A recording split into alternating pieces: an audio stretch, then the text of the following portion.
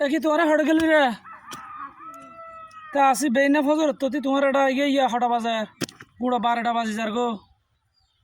ইয়ে জোয়া জানা পারে না গা গোসল তো রেডি হওয়ার তো চলো যাই দিনটা খেত খোলা করে মরি যাইলে নইব তো শুধু দুনিয়ার ফল লইব না ফর হাল্লা কিছু করে না ফুরিব আজি হইলে আরে গরিব রসর দিন